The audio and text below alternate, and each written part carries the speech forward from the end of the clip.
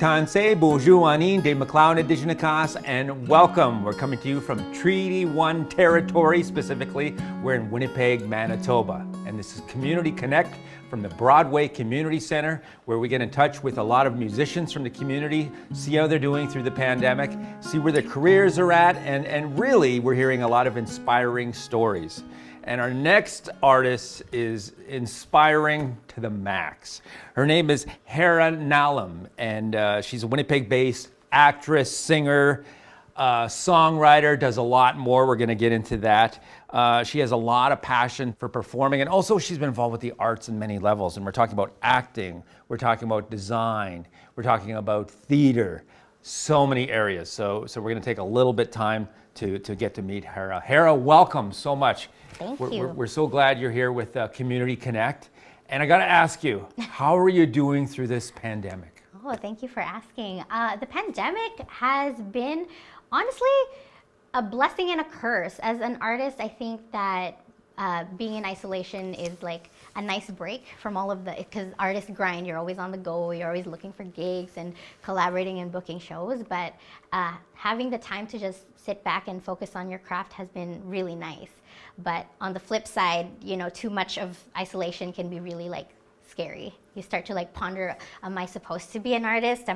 Should I be an artist? And that I think has been like really, really tough. But you know, music is beautiful and it will help you get through anything, so. Well, it seems like you're involved with so much creative areas, but let's step back a little bit.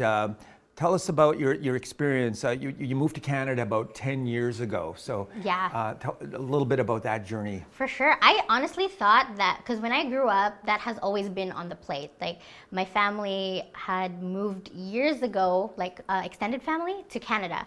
And it's always been an option for my close family to like, we're gonna move eventually, and it never really happened. And then come when I was 16 and it was a legitimate thing, 2011, we flew here, and then 10 years later, it's like, wow, that really was a thing. And you were moving from the Philippines? Yes, from the heart of the Philippines, in a city called Cebu City. Cebu City. Yes. And what was that like, moving, specifically like coming to Winnipeg? How was it coming here for you, that experience? At first it was very scary. It's funny because when I first flew, we actually landed in Vancouver, and I was like, what the heck? There's so many things you can see. And then 7 days later, we were like, actually, we're not settling in here in this city. We're going to Winnipeg. And I'm like, okay, that's cool. Like, all of Canada must look like this. And then you go up to Winnipeg, and it was just flat. And I was like, how big is this place? It was mind-blowing. It was, I don't know, it was very scary at first, but I think meeting the people and going to school and finding my own community was very, very lovely. Everyone here is so nice. And an early part of your career as well, when you moved here, you studied at the University of Winnipeg. You studied theater, and how did that play a role in your life? Acting has been something that has been around all my life. My mom is a big nerd. She loves to read and explore literature. She teaches it. And then growing up, I've always watched her direct shows. I never really took it seriously up until it became an option in high school when I first played Betty Blast from Footloose, and I was on roller skates on stage, and anytime I showed up on stage, people would like laugh. I would land the joke, and I was like, this is so fun, making people laugh. I think I'm just gonna do it. And if there was anything that was gonna keep me in university, it was something that I would wanna do. So I stuck with acting, and then I would listen to my teachers and trusted their faith on me. If they see something good, they're like, just go with it. So I went with it, and then here I am now.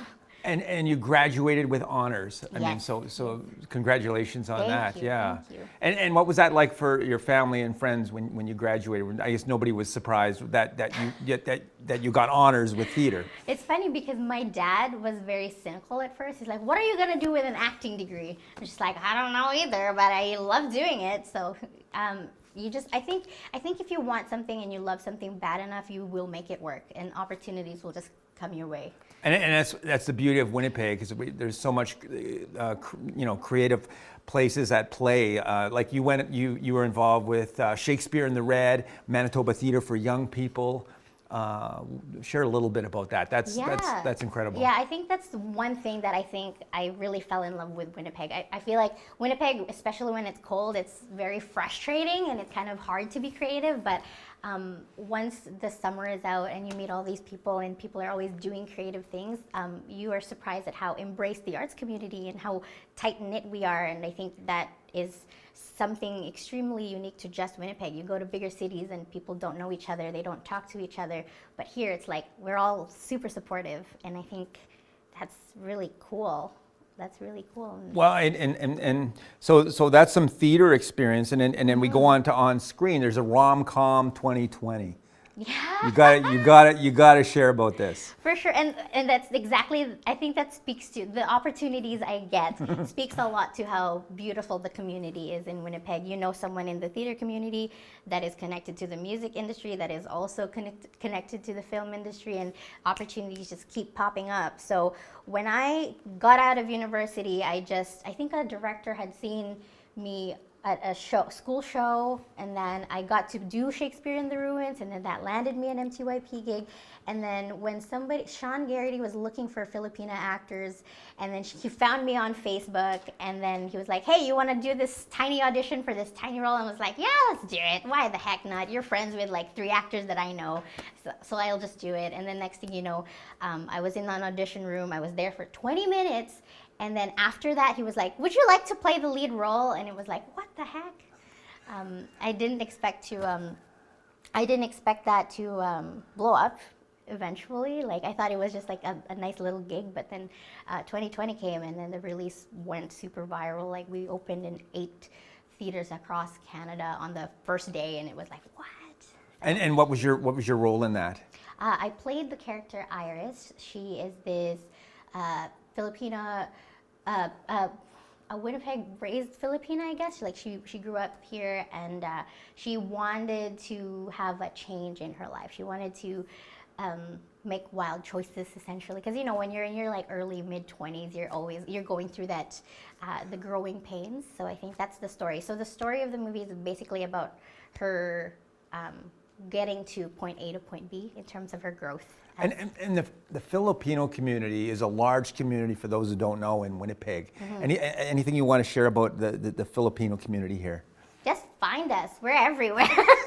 We love people. We really do. And we will welcome you like family, really. Yeah. I got to ask you about the movie. I propose we never see each other again after tonight.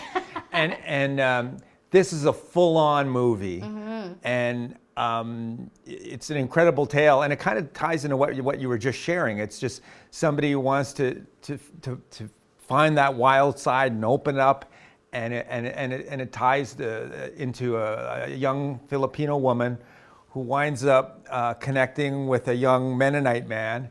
And tell us about this movie a little bit. Yeah, and Winnipeg's the backdrop. Winnipeg's this kind of a co-star of this movie, I think. Yeah. So yes, essentially that's the story. She is embracing her growth and trying to be brave, really. And what can require more bravery than really falling in love and committing to it, right? So it's a love story, but I think based on how the director envisioned it, he really wanted it to be like a love story to Winnipeg, and I think he wanted to speak on how Winnipeg is often seen as super dry and bland, but he wants to challenge that idea. You can, like, Winnipeg's pretty romantic. Like, the snow is beautiful, the people are so warm, and I think we should embrace that. And I think that is you see that a lot in the movie, those like quirky little things the small things that really matter, you know. What was it like seeing yourself on the full-on big movie screen? Like that first time, that must have been amazing. Yeah, I remember walking into the theaters and seeing the posters, and then coming into the theater, sitting down, and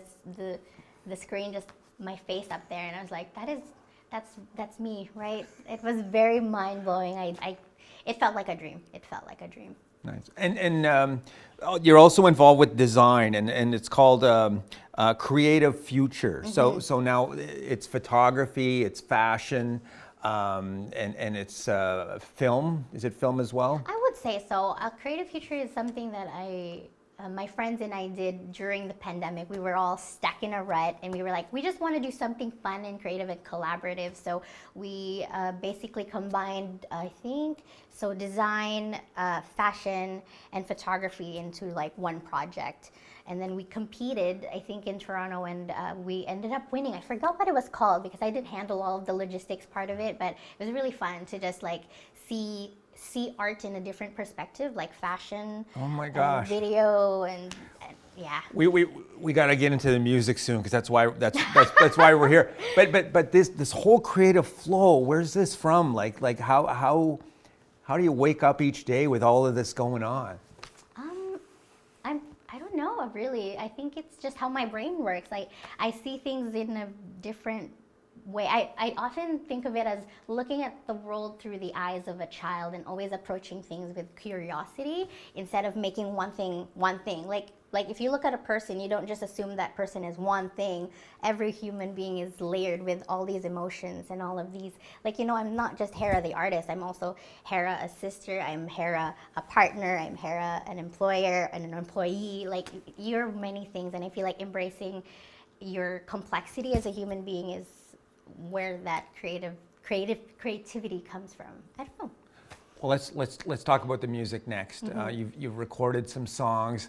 I visited your site, and I saw was it 30 songs that you've recorded? It's just crazy. Covers, yeah. Sometimes I do this thing when I'm always in my feelings. I feel like I'm a very huge feeler. I like to embrace emotion, and the best way to express that is through music. So anytime I'm sad or if I'm excited, I just pick up that guitar, record it, and then share it with the world. Well, I was pretty impressed with the variety of music on your SoundCloud because it was nice. It was great. I mean, and in terms of music, how has that played a role in your creative process? Is it like, is it something you do each day? Is it something that you work with? I know you're involved with performing as well at a local venue. Yes, Raffy's Cafe. When the pre-pandemic, I was there every Wednesday doing karaoke nights with my friends, and I think Raffy, the owner, just got endeared by the fact that I was so consistent. Every Wednesday I was there, that he was just like, "You're really cool. Every time you sing, you just like to sing, and I think you should do a show." And I was like, "Okay, let's do it." So he started to book me once a month or something, or once every 2 months, to just do a show. So I'd asked a whole bunch of guys to come play a show with me. I called it #Late Night Jams with Hera. That started on Instagram. And then I don't know, the first show was so successful and my band wanted to keep doing it and they were so down. So I was like, okay, let's just do that. We'll just sing songs and so for somebody who hasn't heard your music, how would you define the type of style you do? Ooh, that's so, I don't know, genres are challenging because the music industry can categorize you as one thing, but I want to call my music lighthearted music. Nice. Even when it's sad, it's not really sad. I imagine you still sing with a smile. Yeah, yes, actually, unless I need to act and embrace the sadness more, but I would call it lighthearted music. But I do embrace styles like R&B and jazz, pop music. But and where are you hoping to take it? Where am I hoping to take it? I just want it to be heard, really. Yeah. There's a certain Coliseum I remember hearing about. You wanted one of your dreams. Tell us about that. The Araneta Coliseum. I think almost every Filipino dreamer would want to perform in that big Coliseum one day. Yeah. And why that? Why that? I just feel like it's so huge. It's so huge, and imagine just your own voice echo. That sounds kind of weird, but just hearing or feeling like your music is heard, your voice is being heard by all these people, and people relating to your songs is, I think, the epitome of human connection through art. So I think that's pretty fascinating. So you've got so much going on. Do you feel there's going to come a point where you have to focus on one area more, or is it your goal to just keep expanding in different areas? Because You know, That's- it's a lot. Yeah, that's a challenge that I've always been faced by throughout my entire career of creating whatever that may be, because I like to do a lot of things. I'm a doer, or I like to work with my hands a lot, but that is something I'm working on for sure. I'm working on being able to just focus on one thing and investing in it. I think I've done a fairly good job at like investing in like the acting. I went to school for it, did my auditions and do all this stuff, and now I'm transitioning into music and seeing if I can invest in that more. Is that what you share with young people? What if they're aspiring to be on the screen like you have, or in a recording studio like you have? What do you share with them? It's just embracing yourself, really embracing that curiosity and trying new things. It's always, you'll never know what you like unless you try it. Nice. So just go with it. Yeah.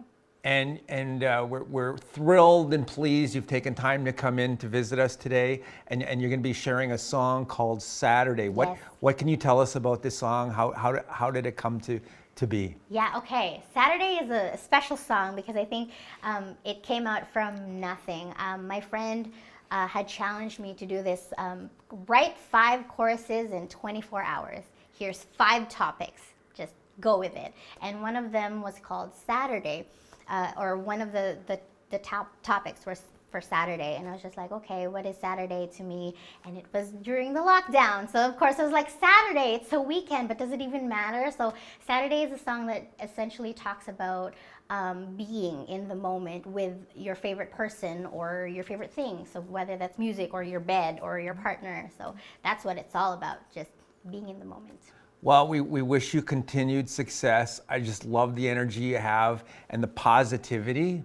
It's very uplifting, and I think it's great to see somebody come to Winnipeg, and you've accomplished so much, and you just shows what can be done. So it's a pleasure to have you here, and finally get a chance to sit down and talk with you. Yeah. So let's take a listen to some music right now. Here's Hera Nalam with her song entitled Saturday.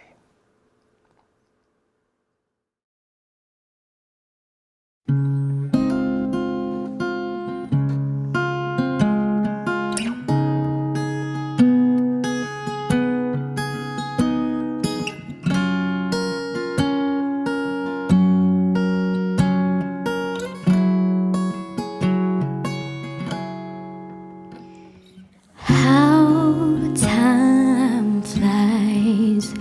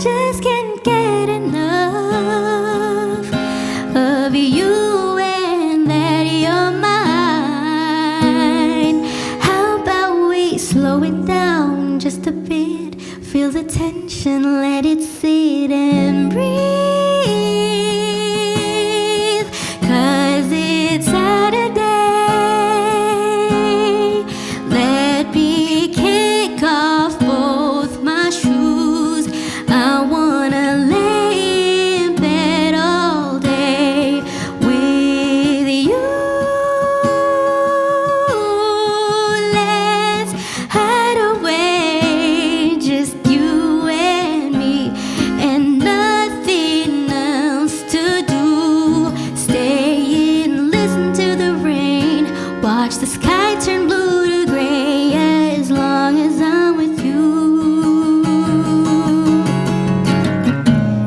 And I just won't stop letting you hold me with every kiss and every hug. This love is for real. Let's just forget the world and let go of our fears. How time flies, it's unreal. When I'm with you, I wish we would stay right here.